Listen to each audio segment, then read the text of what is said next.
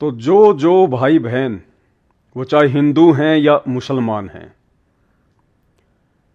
और जब कोई इंटरकास्ट मैरिज होती है हिंदू और मुस्लिम के बीच में, और जो लोग उन बातों को मुद्दा बना के खड़े हो जाते हैं, समाज में नफरत फैलाने का काम करते हैं, धर्म के नाम पर लोगों को बांटना शुरू कर देते हैं, ऐसे लोगों को मैं समझाना चाहूँगा तो प्रकृति के नियमों के अनुसार इंसान से इंसान की शादी जायज़ है।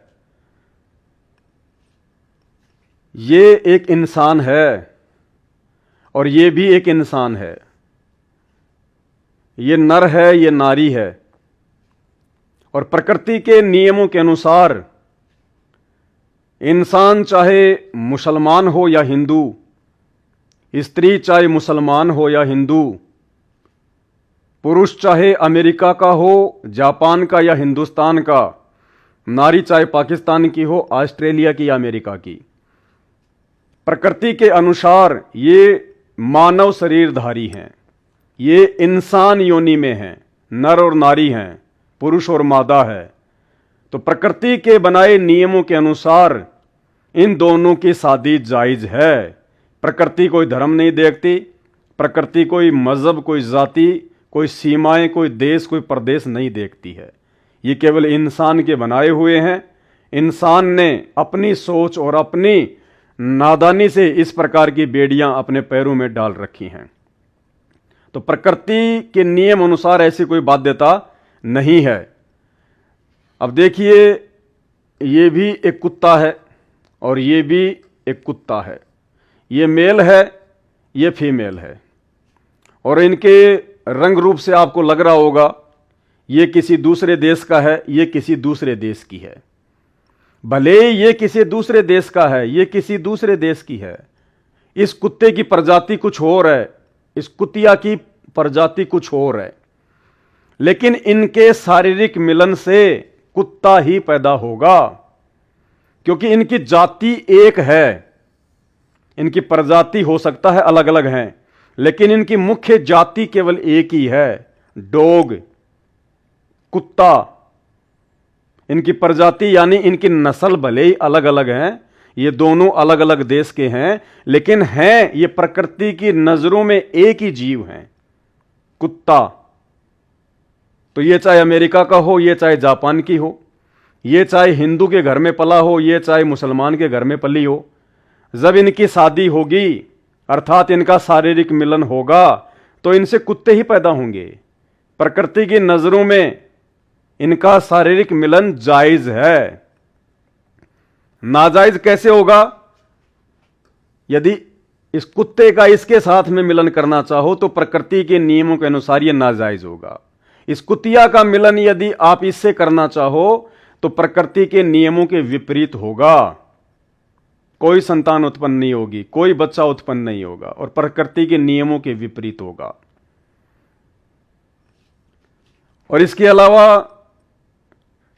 यह भी एक नाचने गाने और बजाने वाली नाटक मंडली का हिस्सा है, नाम है शाहरुख खान।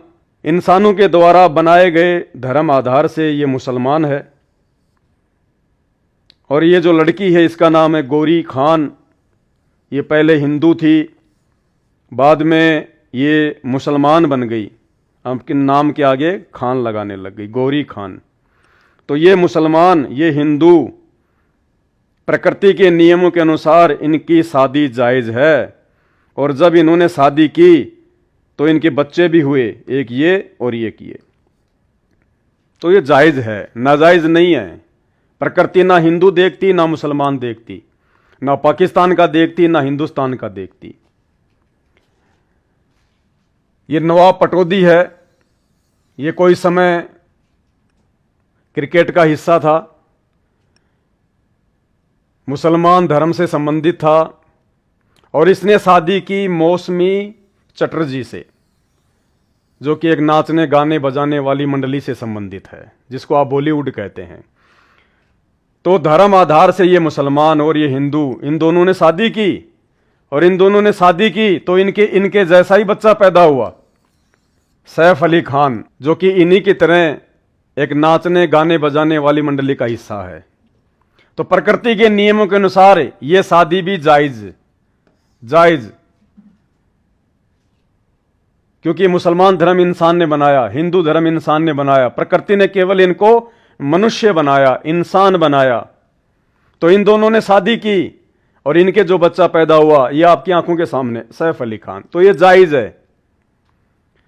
फिर इसका बेटा सैफ अली खान मुसलमान धर्म, और इसने शादी की हिंदू धर्म की लड़की से, करीना कपूर से। ये भी इन्हीं की तरह नाचने गाने बजाने वाली मंडली का हिस्सा है, लोगों का मनोरंजन करती है चंद पैसों के लिए, जिसको आप बॉलीवुड की एक्ट्रेस कहते हैं। तो इन दोनों ने शादी की, और जब इन्होंने शादी की तो इनके भी बच्चे हो गए, तैमूर, कैमूर, सैमूर, शायद 3-4 हैं इनके। तो प्रकृति के नियमों के अनुसार यह भी जायज है। अगर इंसान को इंसान का ही बच्चा पैदा हो रहा है तो उनकी शादी नाजायज नहीं है, प्रकृति के नियमों के अनुसार जायज है। क्योंकि प्रकृति ना हिंदू देखती, ना मुसलमान देखती, ना अमेरिका का देखती, ना जापान का देखती, इंसान होना चाहिए।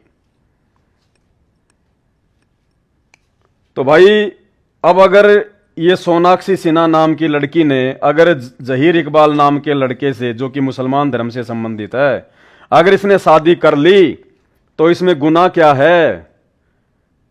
अध्यात्म और प्रकृति के नियमों के अनुसार तो कोई गुनाह है नहीं। और आप यदि मनमुखी रूप से इस बात को गुनाह समझें तो ये आपका अपना बुद्धि स्तर है, ये अध्यात्म में नहीं चलता, परमात्मा के दरबार में नहीं चलता है ये।